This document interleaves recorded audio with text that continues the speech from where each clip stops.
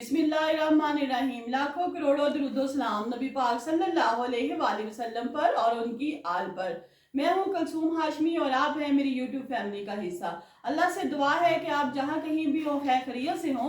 अगर अभी तक आपने मेरे चैनल को सब्सक्राइब नहीं किया, चैनल को सब्सक्राइब करें, लाइक करें, कमेंट्स करें और बेल आइकन के बटन को प्रेस करें ताकि मेरी आने वाली हर नई वीडियो आप तक पहुंचे। खुदारा हज और उम्रे को पाकिस्तानियों के लिए, मुसलमानों के लिए मुश्किल मत बनाएं। कुछ ऐसे ग्रोह, कुछ ऐसे अनासर हैं जो कि बैरून मुल्क जाते हैं, सऊदी अरब में जाते हैं, सिर्फ हज उम्रे के लिए नहीं बल्कि किसी और मकासद के लिए, जिनमें उनका बहुत गलत तासर सऊदी अरब ने लिया है। इसके बारे में मैं अपने इस ब्लॉग में आपको बताऊंगी कि क्या हो रहा है पाकिस्तान में और किस किस्म के शर पसंद अनासिर हैं और कौन से वो लोग हैं जो ये गलत काम करते हैं और अपना और अपने मुल्क का और मुसलमानों का नाम बैरून मुल्क में बदनाम करने की कोशिश कर रहे हैं। नाज़रीन, अपने काफ़ी ब्लॉग्स में पहले भी मैं आपके साथ जिक्र कर चुकी हूँ। मैंने अपने बहुत से ब्लॉग इस बारे में बनाए हैं, सऊदी अरब के बारे में, हज उम्रे के बारे में, ज़ियारत के बारे में, और ये भी बताया है आप लोगों को कि सऊदी अरब जो हुकूमत है उस वक्त वो बहुत बड़ी कार्रवाई कर रही है उन लोगों के लिए जो ख़ास तौर पर हज और उम्रे के लिए सऊदी अरब में आते हैं। वहाँ की जो वज़ीर दाखिला है उन्होंने बाकायदा तौर पर ख़त लिखा है पाकिस्तान को और कहा है कि आप के मुल्क से बहुत से जो लोग हैं वो हज और उम्रे के लिए पाकिस्तान से आते हैं। यहाँ पे आके या तो वो गलत अनासर में शामिल हो जाते हैं, रुपोश हो जाते हैं, या भीख मांगना शुरू कर देते हैं। और हम अब आप लोगों पे बहुत सख्ती करेंगे। आप ऐसा करें कि आप वहाँ पे भी सख्ती करें, अपनी इमिग्रेशन से कहें, और हम यहाँ पे सख्ती करते हैं, यहाँ दाखिलों पे पाबंदी रखते हैं ताकि जितने भी हमारे मुल्क में ये काम हो रहे हैं जो पाकिस्तानी आके कर रहे हैं, खास तौर पर हज और उम्रे के टिकट पे आते हैं, वीजे पे आते हैं, उन लोगों के खिलाफ हम बहुत बड़ा ग्रैंड ऑपरेशन करेंगे। नाज़रीन, मैंने उस वक्त भी अपने ब्लॉग में बताया था कि ये जो चंद मुट्ठी भर लोग हैं ये मुसलमानों को बदनाम कर रहे हैं, भीख मांग रहे हैं और भीख मांगने के साथ साथ सबको भी ज़लीलो रुसवा कर रहे हैं। ये उन लोगों को भी ज़लील करवाते हैं जो पाकिस्तान में रह के लोगों की बेटियों की शादियां करते हैं, लोगों को दवाइयां लेके देते हैं महीने के, लोगों के रूम में राशन डालते हैं, लोगों की बेटियों की शादी करते हैं। लेकिन जब ये लोग भी हज और उम्रे के लिए बढ़ जाते हैं तो वहां पे इनको ऐसी नजरों से, भीख मंगों की नजरों से देखा जाता है कि ये जो बंदा है ये हज उम्रे के लिए आया है, पाकिस्तान से आया है, ये भी जरूर भीख मंगा होगा। कल दोपहर में ही ऐसा ही एक वाकया पेश आया मुल्तान एयरपोर्ट पे। वहां पे इमिग्रेशन वालों ने ऐसे लोगों को पकड़ा जो कि हज और उम्रे के लिए बैरून मुल्क सऊदी अरब जा रहे थे, लेकिन वहां पे जो उनका काम था वो वहां पे उनका काम भीख मांगना था। ये जो लोग थे ये तकरीबन 9 अफराद थे, जिसमें 7 हैं खवातीन शामिल थी और 2 मर्द शामिल थे। ये जो फ्लाइट नंबर है SV801 से सऊदी अरब जा रहे थे।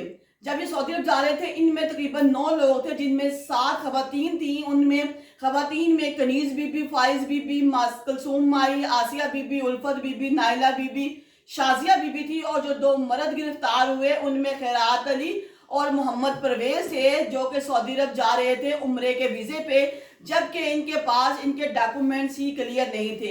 इमिग्रेशन वालों ने जब इनको पकड़ने के बाद उनको उतार लिया, ऑफलोड कर दिया गया और उनसे पूछा गया कि भी आप लोगों के पास वहां जब सऊदी अरब जा रहे हैं तो होटल की बुकिंग है।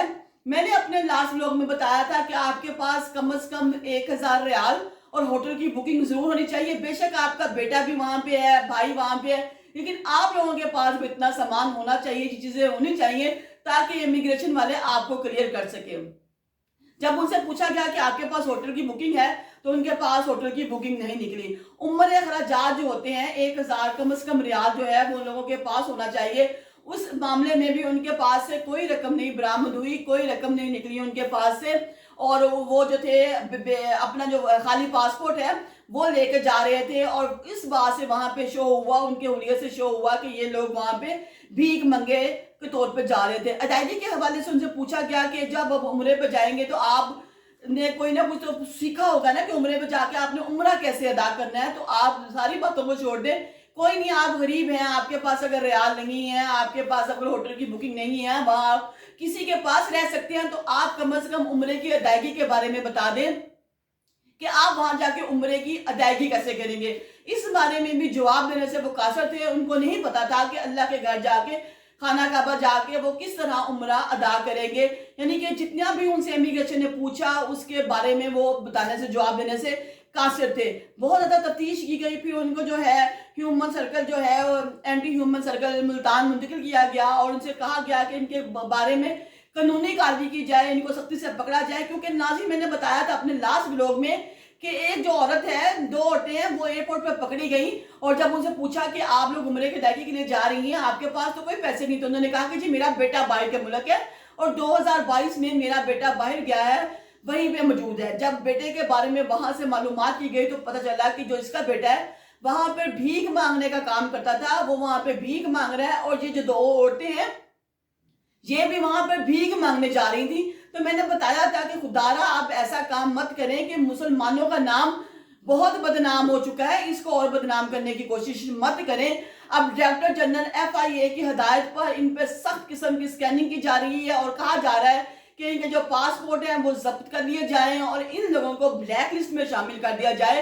यानी कि अब जो भी बंदा हज और उम्रे के नाम पे वहां पर भीख मांगने के लिए जाएगा, उन लोगों के जो पासपोर्ट हैं उनको ब्लैक लिस्ट कर दिया जाएगा, वो कभी भी नहीं जाएंगे। और ये जो औरतें हैं ये बता रही हैं कि इससे पहले भी वो एक दफा जा चुकी हैं, जाने के बाद वहां पे अपना यानी कि भीख मांगने के बाद काफी पैसे इकट्ठे करने के बाद दोबारा मिलने के लिए रिश्तेदारों को वापस पाकिस्तान आई थी। इन औरतों का ताल्लुक जिस नाज़रीन इलाके से है पाकिस्तान के, उनमें लिया, बखर, मुल्तान और सरगोदा के मुख्तलिफ इलाके शामिल हैं। ये इन इलाकों में चूंकि नाज़रीन मेरे तो मजदूरी करना तो हर बंदे का हक है ना। अगर ये लोग वहां जाके भीख मांगते हैं तो क्या अपने मुल्क में रह के ये लोग मेहनत करके कमा नहीं सकते? मेरे लास्ट व्लॉग में आपने देखा कि एक लड़का था, वो एक पाकिस्तानी बुजुर्ग के पास पासपोर्ट कहाँ है, तो उसने कहा मेरा पासपोर्ट तो होटल में पड़ा है। उसने कहा तुम्हारा पासपोर्ट होटल में पड़ा तो तुम यहाँ भीख क्यों मांग रहे हो, उठो यहाँ से जाओ, नहीं तो मैं यहाँ से पुलिस वालों को बुला लूंगा और तुम्हें पकड़वा दूंगा, तुम्हें अरेस्ट करवा दूंगा। लिहाजा जहां कहीं हम लोग भी देखें, हम लोगों की भी जिम्मेदारी है कि हम जहां कहीं भी ऐसे लोगों को देखें जो गलत कामों में मुलव्वस हैं, जो मुल्क का बदनाम कर रहे हैं, खास तौर पे ऐसी जगह पर, रोज़ा रसूल पर, खाना काबा पर, जहां पे हम लोग, अल्लाह हमें बुलाता है। हर बंदे को तौफीक नहीं है, अल्लाह जिस पे राजी होता है अपने उस बंदे को बुलाता है, अपने घर की ज़ियारत करवाता है।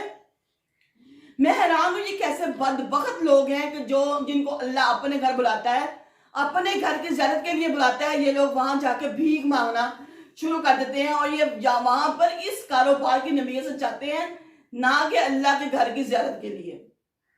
कैसा मकाम आ गया नाज़रीन, हमें जहां पे भी ऐसे लोग मिले, अल्लाह के घर मिले, रोज़ा रसूल पे मिले, हमें चाहिए कि हम इन लोगों को शटअप कॉल दें, इन लोगों से कहें कि तुम लोग इन हरकतों से उठ जाओ, हम पुलिस को बुला लेंगे। नहीं तो नाज़रीन ये जो गदागर हैं, ये जो वहां जाके भीख मांगते हैं, ये अपने साथ साथ हम लोगों का भी इमेज खराब कर देंगे। मैं अपने इस ब्लॉग में उन औरतों की तस्वीरें भी शेयर करूंगी जिन औरतों ने ये काम किया और जो एयरपोर्ट पर पकड़ी गई।